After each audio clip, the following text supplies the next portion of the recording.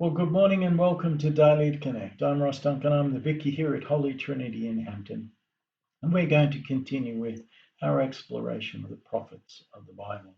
We have an interesting character this morning. His name is Samuel. Samuel was the last of the judges of Israel, and he was a mighty leader of this nation. Samuel had an interesting history. His mother, Hannah, was unable to conceive children, and she was married to Elkanah. Elkanah had two other wives, and these other wives took great pleasure in tormenting Hannah. Hannah cried out to the Lord, and the Lord gave her the opportunity of conceiving a son. Samuel was the prodigy from this, and she committed Samuel to the service of the Lord. So when he reached an appropriate age, she took him to go into service through the high priest Eli. Now, whilst Samuel was with Eli, he received a calling from the Lord. In the middle of the night, he heard a voice calling out to him. Samuel got up because he thought it was his master Eli, and he went to see him. Eli said, no, it wasn't him, sent him back to bed. This happened several times, and Eli eventually realized that it was the Lord that was calling Samuel. It was concerned Eli because he had not heard from the Lord himself and for some time, and this was a result of problems within his own household.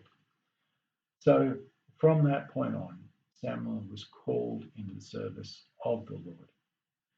He went on to become a great prophet within that nation.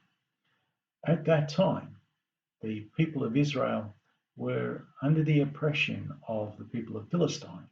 They had conquered them, they had taken away the Ark of the Covenant, and for a period of approximately 20 years, the people of Israel were subject to the people of Philistine. Samuel, as he grew in reputation and his leadership over the nation of Israel became more prominent, he called the people of Israel to Mizpah, and they went down there and went up against the Philistines. They defeated the Philistines there, and they were able to restore their kingdom, and they had peace for a long time after that. One of the most significant things that happened during this period was that the people of Israel wanted to have their own king. They wanted to be like the other nations.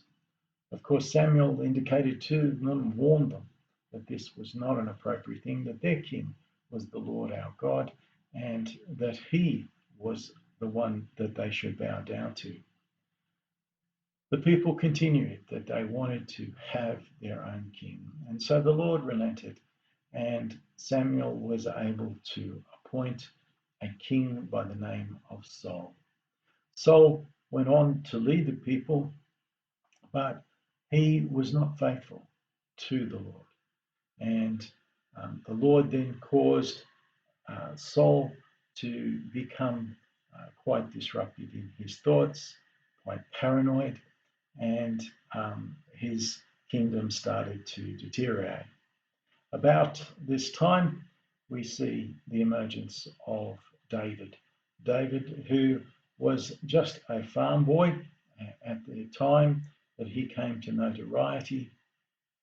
Of course, we know of his going up against the giant of the Philistines, Goliath, and subduing him. He then went on to marry the daughter of Saul and gained prominence in terms of the people of Israel. Now, getting back to the prophet Samuel, Samuel was during this time, I suppose, endeavoring to try and keep the peace with regards to these things. And when things started to deteriorate between Saul and David, we see that Samuel is the one that harbors David until such time as he can take over as king of this nation. It is in fact Samuel who anoints him as the new king for the people of Israel.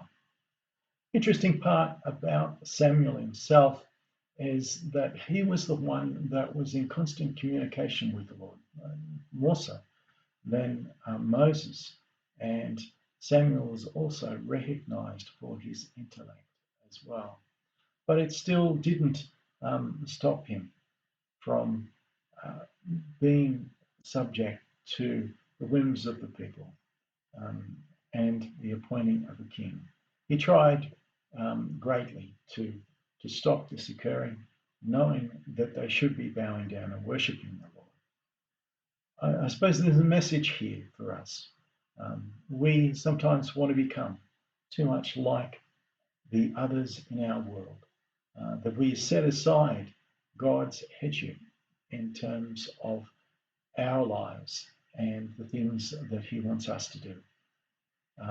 And when we turn away from God, then that's when we start to not see things clearly. We are led astray. Samuel was a great example of a person who listened to the Lord and followed faithfully in his commands. God bless. Have a great day, and we'll see you next time. Bye.